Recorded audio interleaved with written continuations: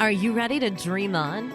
Do you know how to fly high and soar among the clouds? Get ready to live adventurously because the Laura Meeks Show starts now. Listen as Laura lifts you off the ground while teaching you how to fly high. Forget ground level drama and be prepared to confront your dreams head on as she encourages you to navigate towards your North Star and into what just might be the best life you've imagined. Dream on, live adventurously on the Laura Meeks Show. Welcome everybody to the Laura Meeks Show. We had the intro music and all that. The beauty of today is that this is a testimony to working hard to get everything to go. My guest today is I can't quite see this. Karl Anthony. This is your Hold the Sky album. Yeah, I recognize that one. You recognize it. The other people may not recognize it yet, but they will. I have a lot of really good stuff to chat about. So my guest today, Karl Anthony, singer-songwriter, travel, mentor, just all-around good guy, you know. And here's a testimony. I want to thank you for coming in. Use some tea or coffee to stay alive. One of the things that I notice, and this is an interesting thing about holidays as holidays get close, is that the power of all of this energy that's coming together at Thanksgiving tends to also have kind of an effect on our body as well. And there's a certain amount of stress that comes with this whole traveling. Like I know you just went to Denver. Now it was cold. I just came back from Minnesota, so you're cold over there, and now you're hot over here, and it kind of messes. Yeah. Kind of messes. Yeah, I was glad to get back before the big snowstorm came. So we're happy to be home. Yeah, well, this will be interesting. We're supposed to go to Northern California on Friday, but it'll be interesting to see if we get over the mountain. There's no way to get to the north. You either have to go through the Grapevine or the pass up by Edwards. So we'll see how that goes. But I'm welcome you aboard, Karl. Thank you very, very, very much for. It's a privilege and an honor, Laura. Thank you. Now, here's what before anybody has the chance to not understand who you are, where you're coming from. And Karl, I've known you for quite a while, and you've been out here to the desert a number of times. But one of my absolute favorite stories, and I want to get this story in right off the bat, because I think this story that I want you to tell is to me tells a lot about who you are and the work that you do. And the issue is Hold the Sky, that song. And can you bless us with that whole story about the little child and where you were and why that was important? A significant time in my life, actually. I was, the deeper part of that story is I was going through a lot of pain during that time. That I was going through a divorce, and to back up even further, I'll let people know that I'm a part of a healing arts program at a children's hospital. And so what that means is I get to, been doing that for 14 years. I get to go room to room and sing with kids in the hospital setting. And I get to write songs with them. I get to connect with them. I get to use music to lift the spirits of the whole hospital, being it the staff, the parents, the children. And so I do that when I'm not on tour. And I go room to room and I engage with people, and especially the children. And I was scheduled to be in the hospital, and yet I was not feeling up to it, as you can, everybody can relate to it. Yes, I wasn't feeling up to it because I was very, very depressed. I was feeling in a dark place in my life. Things weren't appearing the way I would like them to appear, and I was resisting the change that was happening in my life. But for some reason, I got in the car and I went to the hospital anyway. And I walked into the hospital, and the very first room that I walked into, a little guy, kind of right out of the get-go, he said to me that getting chemotherapy was like having an earthquake inside him. And it kind of stunned me, and actually it stunned his mother, who was also in a corner of the room. I said, well, what do you mean? And he looked at me and he said, it's like the ground is shaking inside you. And when he said that, he really got my attention, because he pretty much explained how I was feeling that day. Like the whole foundation I was living with in my life was crumbling beneath me. And so the first thing I had to say to this little guy was, how old are you? And he proudly said, I'm almost 8. And so this almost 8-year-old had got my attention. So you want to say the right things to these kids. And so I looked at him and I said, so what do you do when the ground is shaking inside you?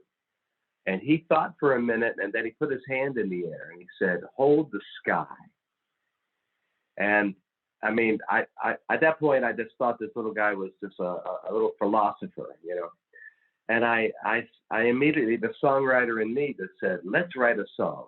And the very first verse is what we wrote right away. It's, when the ground is shaking inside of me, hold the sky. When the ground is shaking inside of me, hold the sky.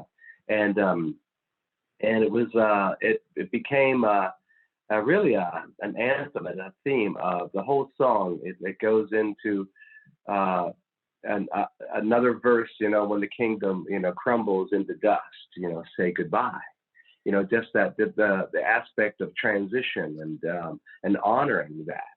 And but it took basically a 7-year-old to inspire that moment.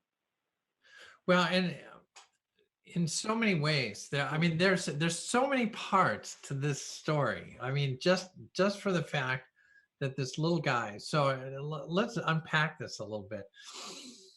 First of all, you're going through a big change. Now, one of the things that I'm really, really about is transformation and change, because as you well know, I made a change. I used to be this tall macho pilot guy, and now I'm this cute little motivational speaker gal. And that change, when you're talking about, one of the things that you said is, I was in a dark place. Many people go through change. In fact, recently I gave it in part of my new motivational keynote. It deals with Heraclitus, who was a Greek philosopher 2,500 years ago, and he made the bold statement that the only constant in life is change. So one of the things that I talk about in my keynote is the fact that change is part of what we are doing here. This is part of what happens. So then the question always comes up is how can you deal with that? So here you have a 7-year-old who is relating to you the feeling of change. My heart is, my insides are rumbling, and then I love the idea, then what do you do is you hold the sky as you can. So transformation, not only to me, there's a lot of things to chat about here. So here, first of all, you didn't want to go, and you go anyway. And incredible inspiration comes for a song. Hence, one of the things that I think is important in the land of change is sometimes you just have to show up. Sometimes you just have to go to very much like today.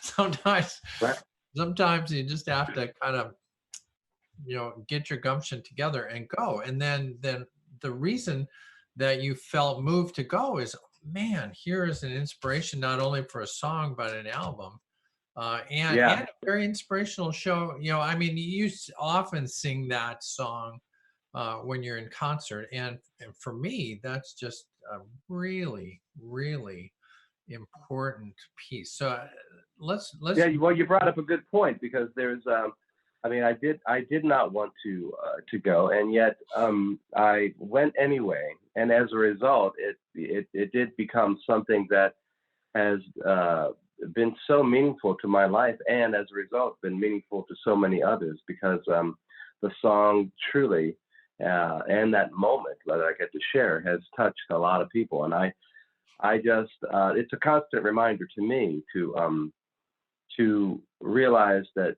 what you said is so important, is showing up is the key. You know, it really just making yourself available, realizing that we're all receiving the invitation all the time, and but you have to accept it. You have to accept the invitation to show up, and I think that's the Yeah.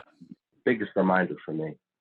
Now, one of the things that I put down, because I think this is important as we go into Thanksgiving, is that anybody that is cognizant or watching the news, understanding what's going on not only in our country and around the world, there's often a feeling that, oh my gosh, there's a dark story here. This whole thing is really going in the wrong direction. But my take on that is that there always has been dark sides of this world that we're in. That I'm a huge fan of Abraham Hicks, and Esther always talks about the fact that there's there's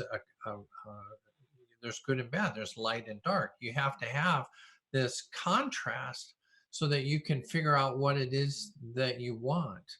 And so to Mhm. me, as we go into the Thanksgiving weekend, part of what I'm thankful for is the fact that I'm aware and grateful for the good things that are happening in the world. Because yes, there's bad. And I relate the current politics to the fact that if we didn't have the current politics, I don't think that America would have woken up and said, "Hey, what's going on here?" Yeah, I think yeah. in so many ways that the things that happened, that when you think things are not going your way, in reality, it is just part of the path to where you're going. Would you agree with that? Oh, I would definitely agree with that. I mean, you know, the current politics have opened up the wounds that have been there for America for a long time, and and so much of the yuckiness that we are dealing with cannot be denied anymore. So you know, the wounds are open, and that's the only way that they eventually can heal. So now we can address them full on, because Yeah, we know that they exist. And for so long, there was the debate was not the debate was if there really was racism, if there really was, yeah. just all this stuff. And so now we can't, it can't be denied anymore. So now we need to address it Yeah. directly. I did I a do that with my music. well, and I think you do it wonderfully well with your music. I want to, one of the things that you mentioned when you were going through this in the hospital was the fact that you were resisting change. That Mhm. you were going through a divorce. I've been through it. Annie and I both have been through a divorce. Uh, and this to me is another in my life, another great example. For me, and this is probably a common experience, I think, for anybody who's been through divorce. The divorce was incredibly painful. And one of the tear jerking moments of my life was when I was leaving the house and my poor little kids are looking out the window, and I'm just Right. crushed. I'm just crushed. Like, I'm leaving. What, is this good? Am I making, I mean, the thing about all the things that go through your head, am I making a mistake? Should I try harder? All of the things that go through your head. And this is the resisting the change. I just really don't want to, excuse me. But what ended up was an incredible marriage to Annie, 33 years, gone through a transition, three great kids, a book, all kinds of meeting Carl, all kinds of really good things have happened.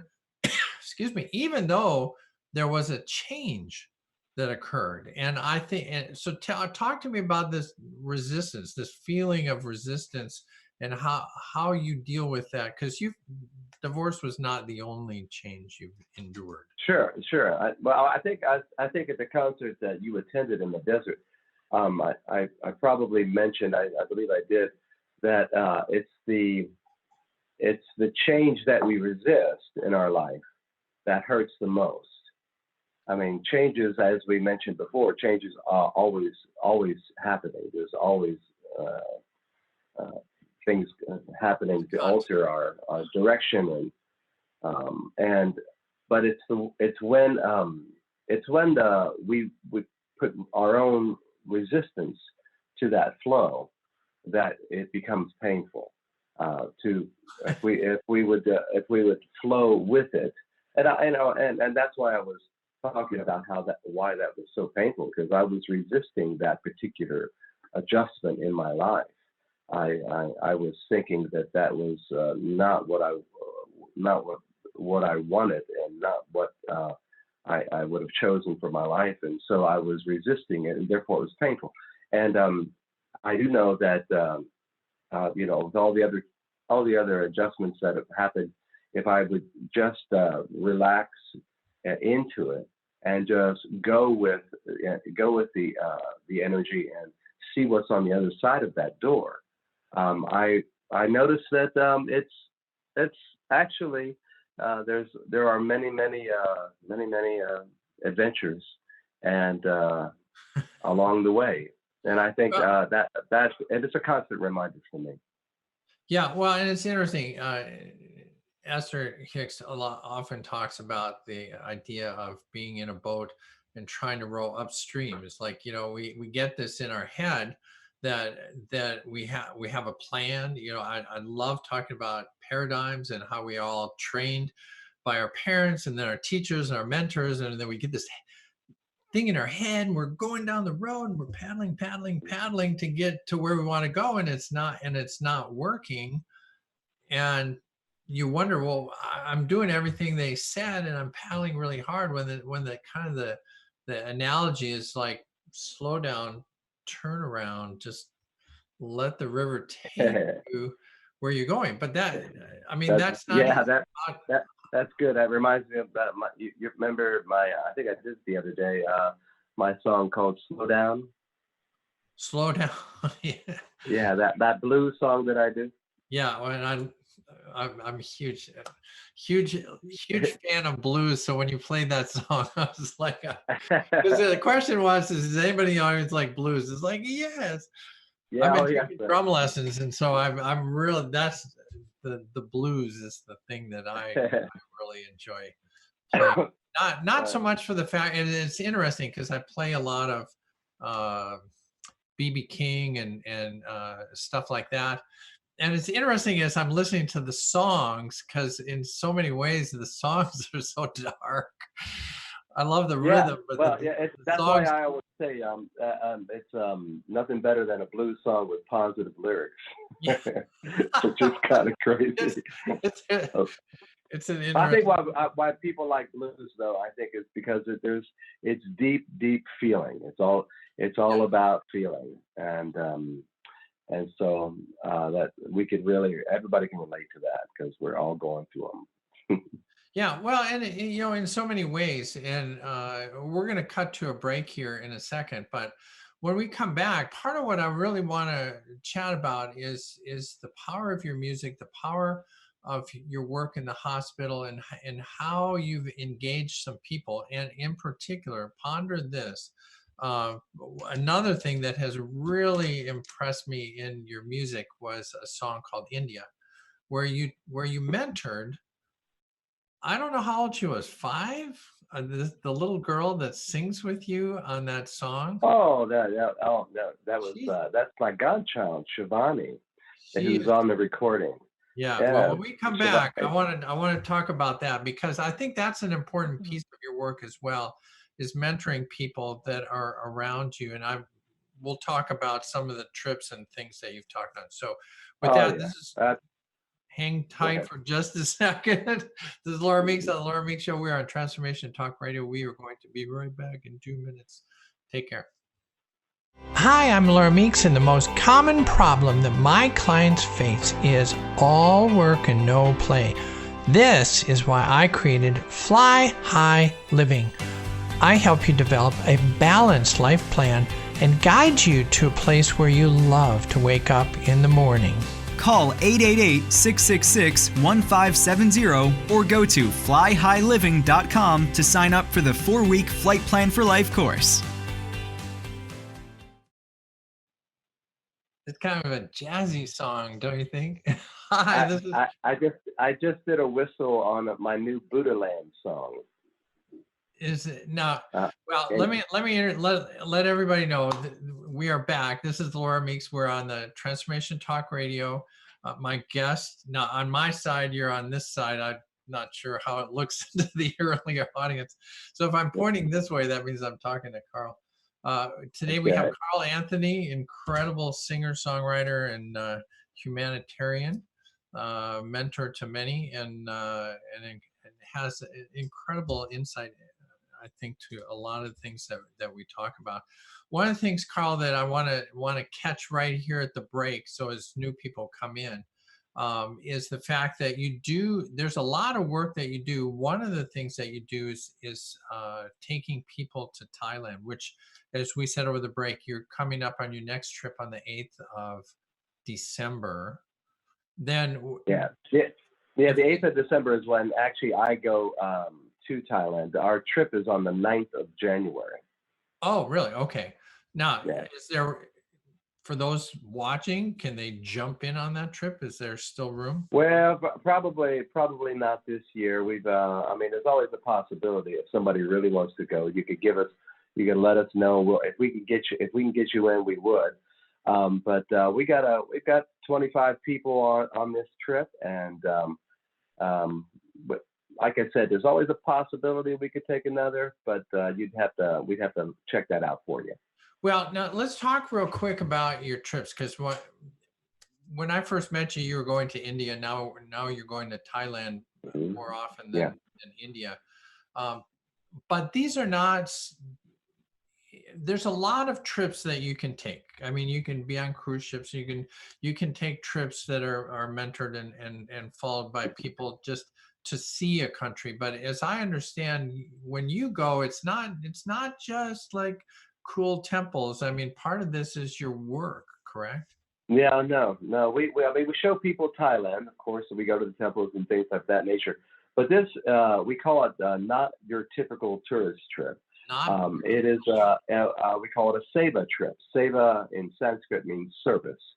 And so what happens is we take people to rehab centers and orphanages and disability centers, hospitals, schools, also an elephant sanctuary. We take the people to places where we take 10% of what everybody pays, and we contribute to these grassroots organizations that are doing really beautiful work in that community.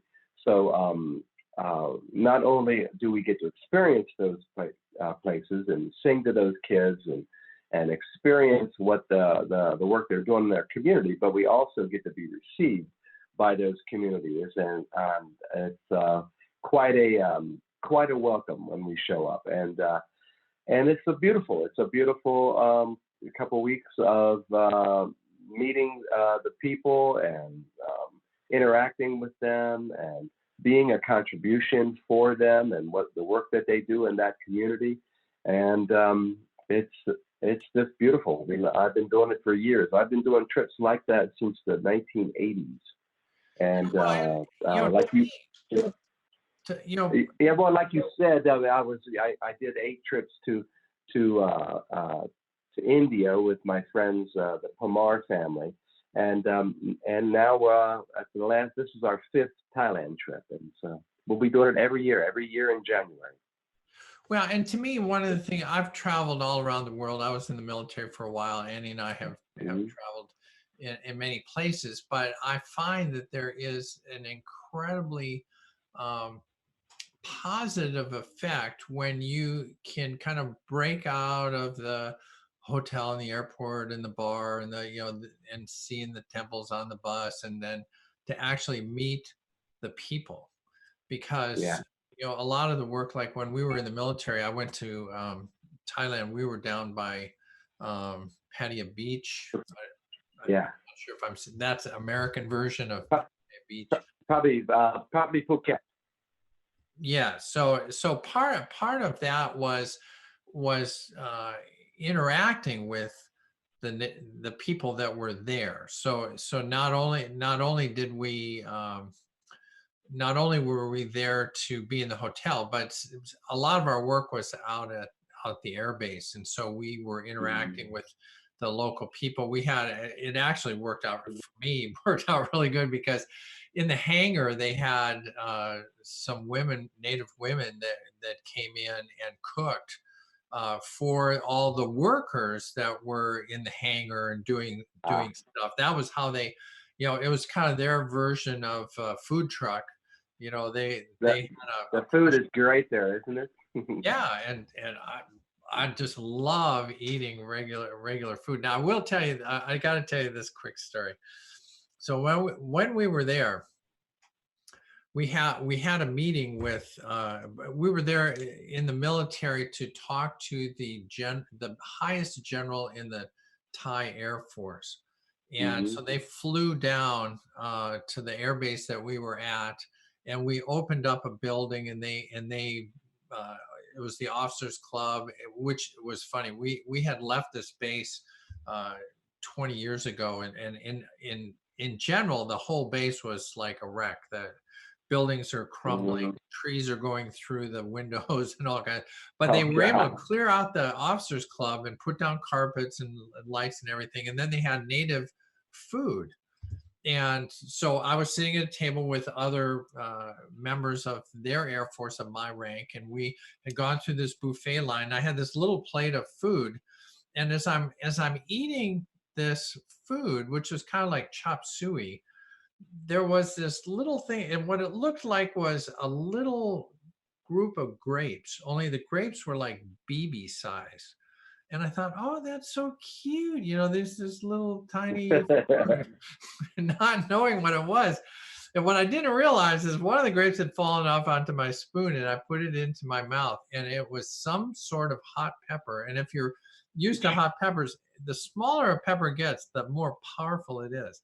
Yeah. This Yeah. thing blew my head off, and it was I know funny. exactly what it was, and it was you Well, probably couldn't feel your face for a while. it Yeah. was, I thought I knew hot food, but this was like blow my head off. And the funny other thing is that they were serving drinks, but they were serving in, I guess, in traditional glasses, which are like 5 ounces. So Yeah. this Right. guy's walking around, I'm like, can I have like 8 of those? Like my face is burning off. But it was fun. But to go back, I mean, to me, the value. Talk to me about the value of taking people and actually sharing the culture. What do people come back from your trips talking about?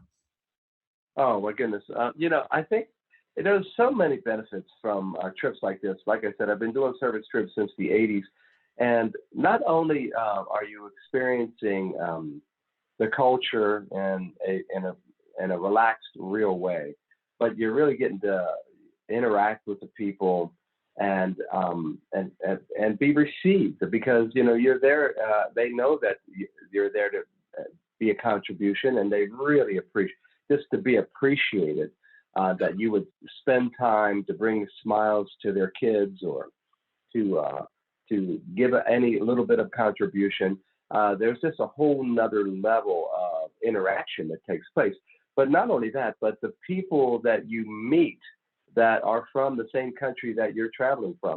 All the U.S. people that and people from Canada and Yeah. all over the U.S. that I pull together, and these are people that know me and my music, and are on my list that want to come with me to these places.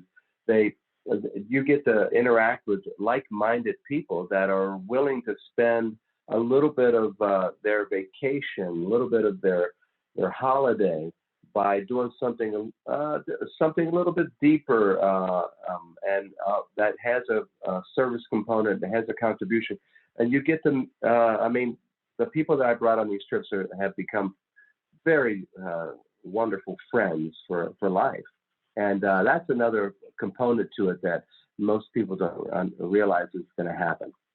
Well, let's go back to talking about transformation. So many people, and I think a lot of people that are following me realize that a lot of my work is about change and transformation, and the fact that there are times in your life where it seems to be a jumble.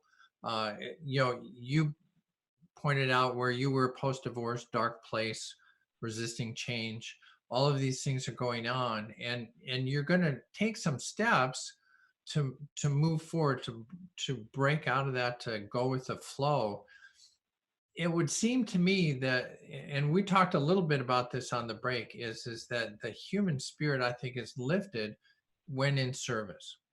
And so that if there are people out there that are looking to bust out of this dark spot that they're in, one of the ways would be to get in service, whether it's a trip like you guys do, go and be of service. But I would say your work in the hospital is another piece of that, right? Talk to me. What would Sure. I mean, I think the most important part is the interaction with others. You know, like we were talking about, get out and interact with other people in social ways, in service ways, and that's that part about showing up. It's about being a part of community activities. Tomorrow's Thanksgiving, so there's in my little community where I live, there's what they call the turkey trot.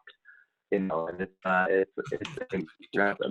they have those all over the country where it's just a fun run or walk. Where people get goofy dressed up and just be with their community, and a little bit of the money that people pay for this event goes to help the local causes that we are a part of in our community.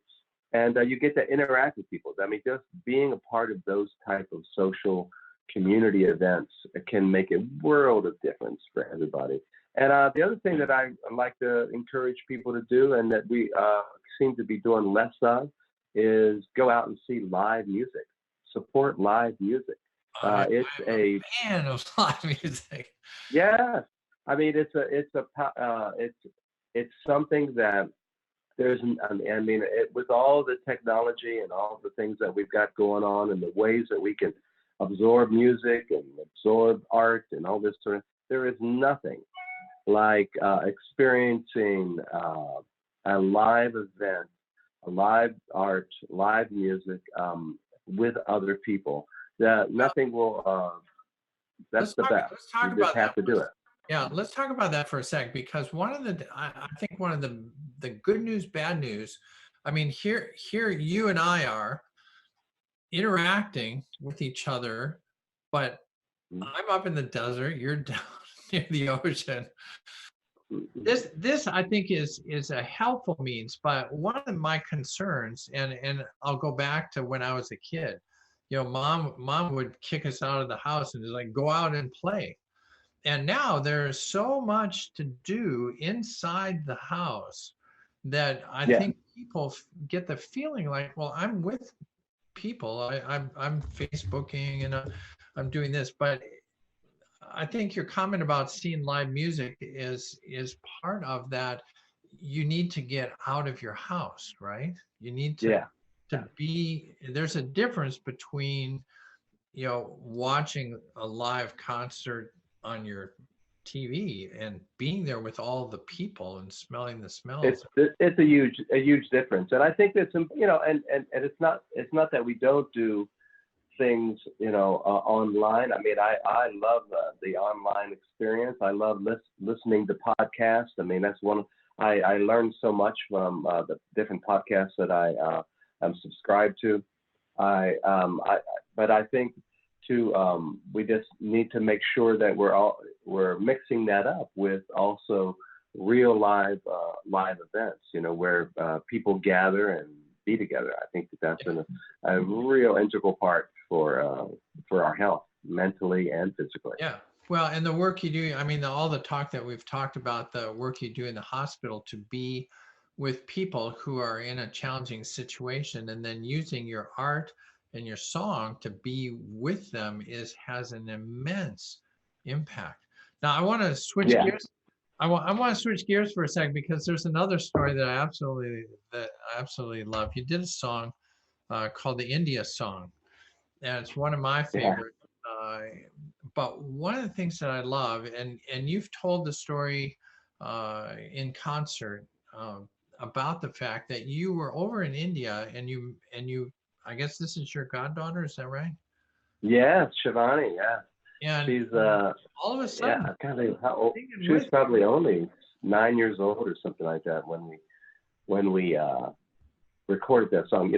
That was Shivani is a part of the family. Shivani and Kushani, they're two of my godchildren of the Pomar family.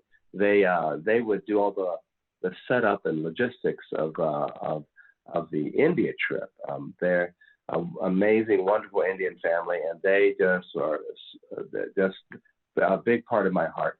And they would they're a big part of a lot of my mantra trips. And we were staying at the ashram, and I was watching the Ganga. The Ganga is the main river in India.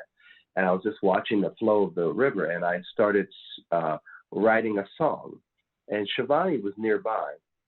And it's basically, it was the story of a day in the life of being in India. The sun is dawning in India. The chai is brewing in India. The village wakes, in India, and it's this beautiful little soft little song about just the day in the life of India. And I was it's a soft song and a slow song, so there was enough time. I would have not imagined it being a call and response kind of a song, right. But automatically Shivani just started repeating every line. The sun is dawning in India, and it almost became like a chant with that. And I was thinking, oh my goodness, this is so beautiful, just singing it that way, just her and I. And so we wound up recording that song just that way. Well, and it turned out beautifully. And part of the reason I bring that up is that part of your work, not only in the hospital, but just being a human in the arts, a part of what's happening is that you're connecting not only to other adults, but to younger folks who are then engaged. This is another thing that we need to ponder, I think, in our culture, is the arts are hugely important. And it's not just because you can go to a live concert and feel some music, but there's a spiritual connection that happens, and you're mentoring other people. You're mentoring people on your trip. You're mentoring kids. You're singing songs, even in your concert. And part of what maybe people don't understand is that when you're in concert, it's a participative thing. I mean, this is not me watching you sing. This is us participating together, which I think has an incredibly connective effect. So tell me how that plays out, how your work with others is connecting you. Well, I've always, from the very first time I started writing music, I enjoyed the invitation of having the audience be a part of the experience. Now that you have to do that I tried my very best to do that in a way that is very easy and not too vulnerable, because when you say sing along, automatically I don't say, people have a lot of judgment around how they sound or how we look, how we, appear, how we present. Totally. And so I never call my concerts sing-alongs. Although I have to admit, many of the songs, we're not singing the whole song, but in almost many of my songs, there's a place in there that it's an obvious hook, an obvious place for people to interact and be a part of it, a call and a response, or an easy phrase for people to join in on. And I find that to be something where it's not just about the performer, watch me, look how good I am. It's more of, I get to be a facilitator of us being together. And I think that's an important part of what people need to understand about the concert, especially a lot of the call and response chanting. You're absolutely right. First of all, a lot of the words are words that we wouldn't be common to us, some of the chanting words. So in that sense, you can't get them wrong in that you didn't really know the words to start with. But they're very, very easy to just be part of, whether you're belting it out or whether you're just kind of singing along. But you're absolutely right. It's not like you have to carry a melody or anything. It's just being part of that. But it's the connecting piece, I think, that makes your music so transformative, I think, for your audience. And I would liken it to if you're in rock and roll and your favorite singers up there and they've sung Stairway to Heaven for 1,000 times and they sing, the audience wants to sing their part. We Are the Champions, I saw recently on Rhapsody.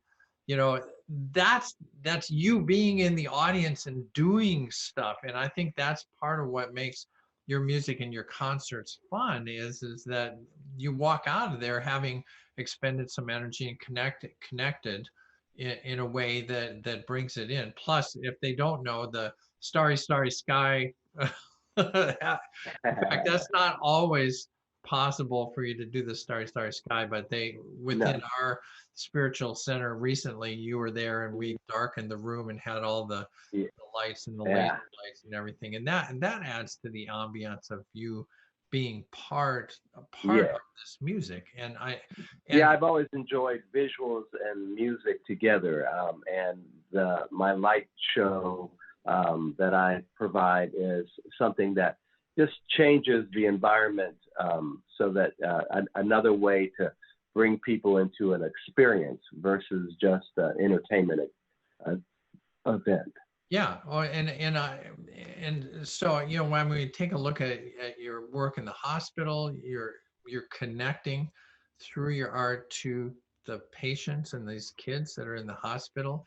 When you're on the trip, you're not only there with your group, but you're in service to the people that you're around in Thailand or India, and that's a connecting piece. And then in your concerts, you are connected. I mean, we've had a concert here at our house, but also in the center and other places. So there's big crowds and little crowds, but in each case, I do think that people leave with the experience of, like, I was part of something. I didn't just watch something on TV and click the channel. I was like, looking at other people and being part of that. And I think go ahead. Well, I'm glad you have that experience, Laura, because that's what I really want. I want to be give people an experience of something, and I love hearing you talk that way. Thank you. Yeah. Well, and I'm not a paid promoter either. I just experienced this, and again, I think part of the value of having you here and being on the show is that this is something different and transformative that I think that the listeners need to, at the very least. Now, I will do a little promo for you. I was on your YouTube channel. You have a lot of great videos on your YouTube channel that cover some of your songs. And Hold the Sky, I think, was one of those that you did a video. So that's one way for them to catch a hold of you. I think that they're going to put out, if they haven't, part of the replay will show your website. So karlanthony.com, Karl, Karlanthony.com is a way to connect to you as well. So that way you can see where the concerts are and everything else that's going on. Sadly, Thank you. see, when you decide to jump in on this deal, this is one fast hour of really fun conversation. So I want you to go out and have a fabulous Thanksgiving. We'll be up here in the desert. I know you're getting ready to do some stuff, do some walks, be with people, transform your life. Yeah. Last words. Well, thank you so much, Laura. I really appreciate it. Well, listen, this has been fun. Always a joy. We're going to be somehow, some way, my life will intersect on one of these trips somewhere. Because yeah, we'd love to have you. You should come. You and Anna, that'd be great. And I'll bring my little hand drum. That'd be perfect. Perfect. All right. Well, that's going to be it for us. This is Laura Meeks Show. We are live on Transformation Talk Radio. We talked with Karl Anthony today. You can get him, karlanthony.com. If you need to get to me, flyhighliving.com is where I hang out on the internet. So thank you all. And we will see you in it'll be a replay, I think, on the Christmas Day is my next show. And then got a great guest coming in 8 January. So see you soon. Thanks for being here, Karl. Bye-bye. Bye-bye. See ya. You've been listening to The Laura Meeks Show. Dream on, fly high, live adventurously on Transformation Talk Radio. Thank you for tuning in, and we hope you'll join us next month as Laura helps you find your unique gifts so you can bring them to the world. For more information on Laura Meeks or to listen to past shows, visit her website at flyhighliving.com. Check out her hit Dream On 12-week course, where you get the personal attention you need to fly high in your new life.